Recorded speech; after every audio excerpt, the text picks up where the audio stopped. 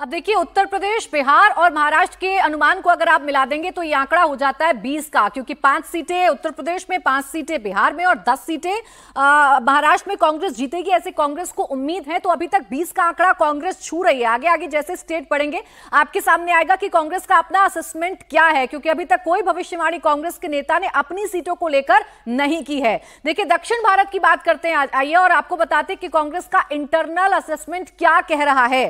कांग्रेस को लग रहा है कर्नाटक, जहां अभी अभी कांग्रेस ने अपनी सरकार बनाई है, वहां वो 12 में से 12 या 14 सीटें जीत सकती है। पिछले चुनाव में कांग्रेस को कर्नाटक में सिर्फ एक सीट पर कामयाबी मिली थी। ये कर्नाटक का अनुमान है। 28 यहां पर कुल सीटें हैं। 2019 में सिर्फ एक सीट कांग्रेस जीत पाई थी और अब उसे उम्मीद यह है, चूंकि सरकार वहां पर कांग्रेस की है, कि 12 से 14 सीटों के बीच में कांग्रेस जीत सकती है। और अगर ऐसा होता है तो देखिए, कांग्रेस की टैली में बड़ा इजाफा हो सकता है। कांग्रेस एक सीट जहां 2019 में जीती थी, अब वो 12 से 14 बढ़कर हो सकता है। इसके साथ ही साथ आप अगर तेलंगाना की बात करेंगे तो तेलंगाना में कांग्रेस को ये लग रहा है कि 9 सीटों पर उसे जीत हासिल हो सकती है। तेलंगाना में भी कांग्रेस ने सरकार बनाई है और वहां पर भी कांग्रेस काफी कॉन्फिडेंट नजर आ रही है। लेकिन फिलहाल हम कर्नाटक की बात कर रहे हैं। ये सरकार है स्टेट में, इसीलिए कॉन्फिडेंस का वजह है, या वाकई में कांग्रेस अच्छी फाइट कर पा रही है? 12 या 14 सीटें जीतने का अनुमान है तो विजय।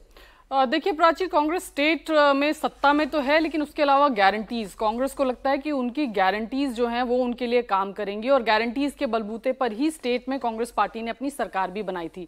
अब महिलाओं को बस की जो फ्री बस सर्विस है वहां पर, उसके अलावा इलेक्ट्रिसिटी की एक स्कीम है, उसके अलावा अनाज की एक स्कीम है। तो कांग्रेस को लगता है कि उनकी स्कीम्स जो हैं वो ग्रास रूट लेवल तक पहुंची हैं और इसीलिए जो आंकड़ा है वो 1 से बढ़कर के 12 से 14 के बीच में कांग्रेस पार्टी कुछ उम्मीद करे। इसमें नॉर्दर्न कर्नाटका की कई सीटें हैं जहां पर कांग्रेस पार्टी उम्मीद कर रही है कि वो अच्छा चुनाव लड़ रही है और उसमें से काफी सारी सीटों पर वो उम्मीद करके चल रही है कि ये सीटें कांग्रेस पार्टी निकालेगी। अब जैसे चित्रदुर्गा है, इसके अलावा चित्तौड़ी है, बैंगलोर रूरल जो कि डीके शिव कुमार के भाई की सीट है, पिछली बार यही एक सीट कांग्रेस पार्टी ने जीती थी। इस बार कांग्रेस पार्टी उम्मीद करी है कि ये सीट एक बार फिर कांग्रेस पार्टी के खाते में आने जा रही है। बीदर है, ये तमाम सीटें हैं। बेलगांव है, कोलार है, कालबुर्गी जहां से मल्लिकार्जुन खड़गे के दामाद चुनाव लड़ रहे हैं, ये तमाम सीटें हैं। इसके अलावा बैंगलोर सेंट्रल की एक सीट है जहां पर कांग्रेस पार्टी उम्मीद कर रही है कि वो अपना चुनाव जो है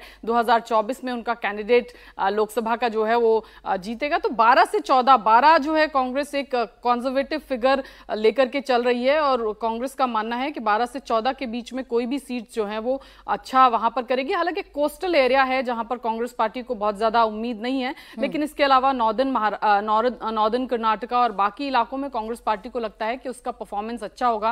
और आप देखें भी तो कांग्रेस के अध्यक्ष मल्लिकार्जुन खड़गे साहब खुद कर्नाटका से आते हैं। ठीक है, तो देखिए, ये बात तो रही कर्नाटक की। दक्षिण भारत से कांग्रेस को उम्मीद रहती है और इस बार दक्षिण भारत पर बीजेपी ने भी फोकस किया है। उस स्टेट की बात कर लेते हैं जिसकी चर्चा सबसे ज्यादा भारतीय जनता पार्टी ने की है। तमिलनाडु की बात कर लेते हैं, जहां बीजेपी अपना खाता नहीं खोल पाई थी पिछले चुनावों में और इस बार बीजेपी को उम्मीद है।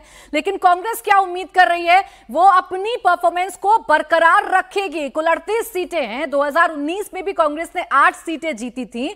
2024 में भी कांग्रेस का यह अनुमान है कि 8 सीटें ही कांग्रेस अपनी रिटेन कर पाएगी। 9 सीटों पर चुनाव लड़ी है और उसमें से 8 सीटें कांग्रेस जीतेगी, ऐसा कांग्रेस का मानना है। तमिलनाडु में पैठ भारतीय जनता पार्टी ने भी बढ़ाई है, अपने नेता को खड़ा किया, प्रधानमंत्री ने दौरे किए। इसके बावजूद कांग्रेस मानकर चल रही है कि 8 की 8 सीटें जो पिछली बार जीती थी इस बार मेंटेन रखेगी।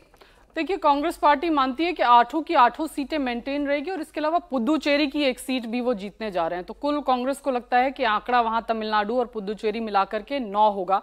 पिछली बार भी अगर आप कांग्रेस का स्ट्राइक रेट देखें तो बहुत अच्छा स्ट्राइक रेट था, सारी सीटें जीती थी। और कांग्रेस के नेता नहीं मानते कि बीजेपी कोई उनका वोट शेयर भले ही बढ़ जाए, लेकिन कांग्रेस के नेताओं से जब आप इंटरनली बात करो प्राची, तो वो कहते हैं कि कोई सीट वहां पर बीजेपी नहीं निकाल सकती है, भले ही क्योंकि प्रधानमंत्री ने इतना फोकस वहां पर किया है तमिलनाडु में खास तौर पर, और आज भी कन्याकुमारी में जिस तरह से विवेकानंद रॉक्स पर मेडिटेशन का उनका वो वहां कर रहे हैं। तो कांग्रेस को लगता है कि वोट परसेंटेज भले ही थोड़ा बहुत बढ़ जाए, लेकिन सीटें कांग्रेस को नहीं लगता। कांग्रेस को लगता है 8 + 1 पुदुचेरी की सीट, 9 सीटें कांग्रेस पार्टी तमिलनाडु से निकालेगी।